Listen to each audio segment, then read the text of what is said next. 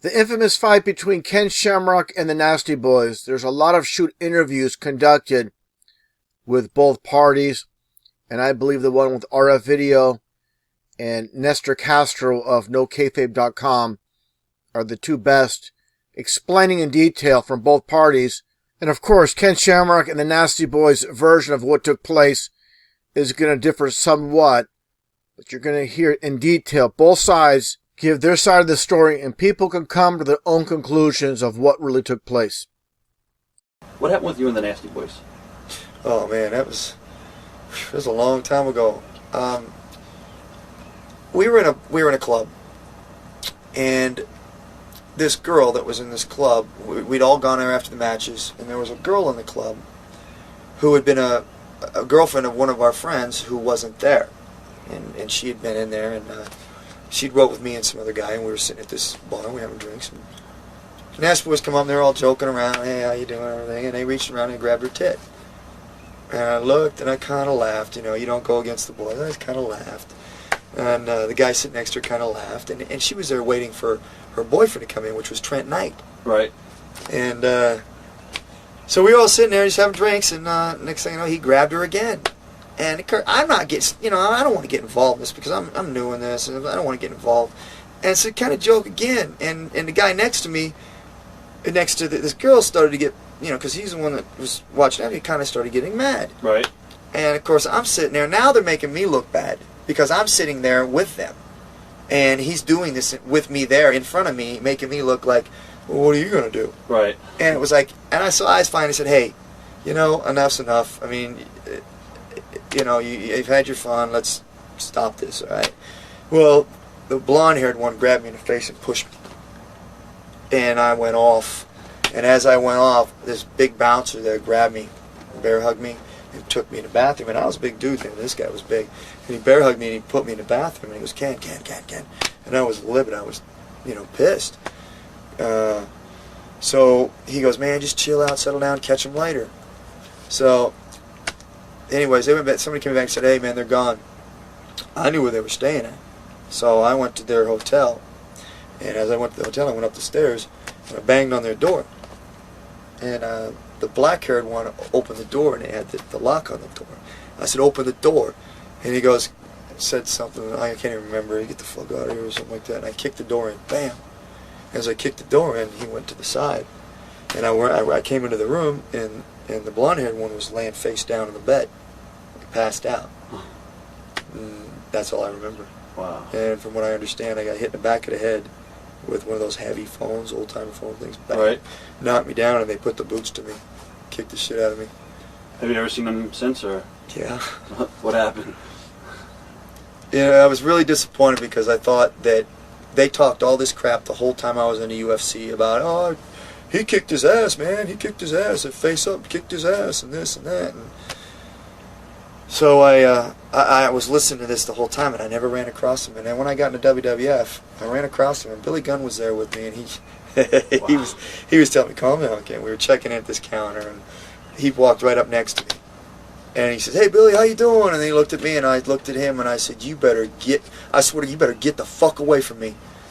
And I was pissed. I mean, I didn't know how I'd react when I saw him, but I was starting to shake and stuff, and he hightailed it out of there. And the blonde one saw me before the other guy did, and he beelined towards the gates. And the other one guy's like, yo, it's been a long time, man. What's the problem here? I ain't got no hard feelings. I said, yeah, you're the one that cheap shot at me. You shouldn't have a problem. And I said, but you're going to pay. And I said, I ain't forgotten it, and it's still burning. And so he takes off, right? And I was facing him down right there. I was just daring him to do something. He turned around and walked off. So I went up towards the gates, and there was, like, I don't know, all the boys were sitting down. Right. Getting ready to load in the plane. And he didn't see me. I'm sitting off to the side. He comes walking up, and he's not with the organization. He's doing independence. He comes walking up with all the guys sitting around there and goes, God, what's Shamrock's problem, man? Somebody give him a chill pill. I blew up. I jumped over the seats, spun him around, looked him in his face, and I go, I'm going to kick your fucking ass. And he turned, I swear to you, he turned to me. He had a bag in his hand. He turned to me, turned his back like this, and just like this, and looked at me and said, if you hit me, it's a felony. All my anger just left my body like, you got to be kidding me. You're the guy that's been running around this whole time talking shit, saying how you kicked my ass and how you did this and that you didn't cheap shot me and you guys didn't put the boots to me, but you beat my ass one-on-one. And now you're going to tell me I'm going to get sued because I'm going to hit you? I just lost all anger right there. And I looked around, I'm thinking, he just pushed himself out in front of everybody. And so from that point, man, I was like, if I do see him somewhere and the opportunity's there, I will beat him down, because it's something I won't let him get away with. And I mean, he can say he'll talk all he wants to talk, because talk to me is cheap. If he is who he says he is, and he's a badass, and he would have done something that day, turn around and say, if you hit me, you'll get sued. It's a felony offense because we're in an airport. I was like, what a puss. On the Ken Shamrock story, UFC fighter I'll Ken start, Shamrock. and I'm going to give it to him. I started it, okay? We were drinking, and I was drinking a lot, and maybe a little bit too much. And he came up, and there was this girl there that I guess he might have been seeing, whatever, I don't know. But I gave him some crap, and then he came up saying something. I was drunk, and I pie-faced him, like, get out of here.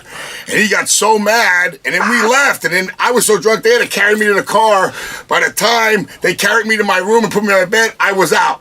Now, Sag, take over, because I don't know what happened after that, because I slept the whole time to the next day when we woke up, and I knew we were in a different room, and I went, Sag, did something happen? And he went, you're damn right something happened. It's not a fight. I couldn't fall asleep. I came looking for that. I went, sorry. So that's all I know. Now, Sag knows the rest. All right, You that's beat his another ass. one that's at You beat his ass. It's asked over and over. And the kid yesterday said, "Did I?" Both of us. Both of us beat him. And Yeah, because there's like stories out there like hit him with a phone or something. And I never hit him with anything but my hands. He said, all right, 1 second, I'm sorry. He said this. He knocked on the door, you opened the door, you was sleeping, you was on the phone when you opened the door. That's true. He looked right at Knobs, jumped at Knobs, and he don't remember nothing else. That was his exact words. Yeah, he's lying. That's a lie. That's exact words that he said. might not remember, Quoted. but he was pretty fucked up too. he when he left in a stretcher, I remember that. You know, the EMTs took him out in a stretcher, but he opened the door, knocked me over the TV. I was on the phone. There's two beds and a thing, and I put the phone down, went to open the door, knocked me over the TV, and jumped on top of Knobs and started punching him in the face. Knobs was unconscious, or he's on the bed, he's laying there. So I went up and grabbed him off him, and he started punching me. Boom, boom. And we went at it. Long story short, I guess, he left on an ambulance. So most likely it sounds like he probably blanked out. Well, he was probably unconscious. Because he said he don't remember nothing after Yeah. jumping on him. And he spent, I guess he was in the hospital a while. I heard, and then I heard stories. They said we both jumped in, and I was out before I even got to the room. They were carrying Yeah, my he fast. said you was out. He said Yeah, he mentioned that you was I was that he jumped on you. unconscious. Yeah. I was unconscious. And he cut down the security guard, I heard, and he went to Colonel Parker's room, and Colonel Parker was on the first floor. He banged on his door. Colonel Parker, he opened the door, he goes, "We're an MF and Nasty Boys." And Colonel Parker went, "They're right up there in 319. So he stood us out in a minute, that damn Colonel. I hate talking about it already because I never want to. It's not a bragging about it, but Yeah. then somebody did tell lies about it, which that isn't true about this hit getting smashed with a phone or a TV. That never even happened. I know for a fact I only hit him with my feet and fists when we fought, and that was it. Yeah. You know. I don't know. I was sleeping. I just know when I woke up, I was in a different bed, and we were in a different room. What the hell happened? You said it. The Scott Hall thing and the Shamrock thing all the time with these things. It's like a broken record for me. You know what I mean? Yeah. Over and over. Not for nothing. But we wrestled him and Dean Malenko a lot, and we got along with him to that point. You know, and the next thing, there's a madman at the door over whatever happened between them. But you know, it was I was on the phone 1 second and a brutal fight the next. You know what I mean? Yeah. Shit happens. You said another story after you ran into him again in the airport. Yeah. You want to say a little bit about that? No, he ran up to me. Yeah.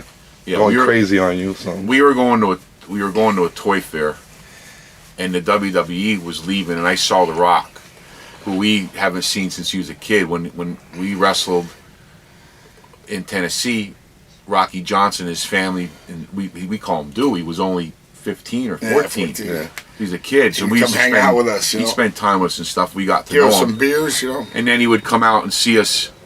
He'd come out and see us when he's at University of Miami too, when we were in the WWE then. So there's the first I seen him since he was in the business at the ticket counter. I'm hugging him. Next thing there's a nose in my ear, and it's Crazy Shamrock, red as a beet.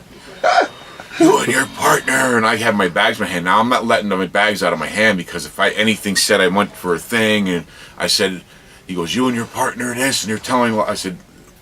And so one thing happened between that point and then was his lawyer called and wanted us to tell a story for a book.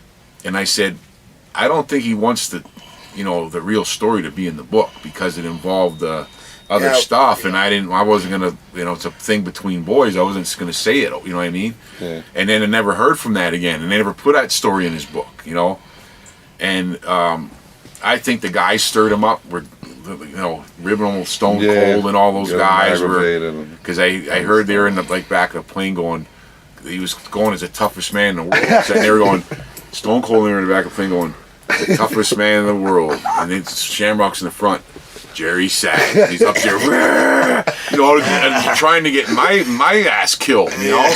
Now I'm dealing with a major. That's what our friends for. So I'm the Rock's looking. His eyes go like this. I'm going like this. I go, hey, and the only thing I could say was, dude, it's. I don't know how long it was past then. It had to be 8 years or so. I said, you ever had a problem with it? Fly to my house. We'll hash it out again. Yeah. But every once in a while, I got to deal with this madman, And I did see him one time we saw him at a celebrity baseball game, and his kids were there. And never did anything or said anything. It was just like, okay, cool. We were all right. At this airport time when he was in WWE, they had him all cranked up. Okay. He was going to kill me. So that was before the baseball thing. The baseball was between it. And then we saw him not too long ago at an autograph. He didn't say nothing. It's like, but the guys had them all cranked up. And then I leave. I go, if you had a problem with it, where you been? Dude, I don't 2012. This happened in 1989 or 1988 or something. 88 or you're not anyway, talking about. So I take my bags. I take my bags and take off to now. The gate. The guys are leaving right next to our gate, up on Delta or something, and I see there. God bless them. I'm talking to Hawk, who I haven't seen. I'm talking to Owen Hart, all at the gate. Paul Bear. Everybody was there, and now here he comes. Red as a beet with all thing. I was ready to do, tear his shirt off like a madman again. And I had to say it to him again. Or I wouldn't let my bags out of my hand, Because if I said, you want to do it, we'll do it here in the airport. Go for it, whatever. But I wasn't letting my bags out of my hands, making sure if all those cameras on me, that he punched me in the face first. So I was going to federal prison, So when nothing happened, I go. Then he's on the plane there. He's all smiling on there. I get on the plane and go, do you know what just happened to me again over this thing? This has been haunting me. You know what I mean? Everybody asks the story over and over. The Scott Hall thing. It's a good story, believe it or not, because, he's a UFC fighter. He can really fight. Yeah. It's a rumor that he got his ass whooped. And just like Scott, so it's a good story, believe it or not. That's why you're going to keep getting it. Yeah. When he busted in our door, I still have nothing against the guy. That time, and I swear on my life that I never hit him anything with my fists and my feet, because I did kick him and whatever but I still have nothing against the guy. I mean, just that moment, that time happened.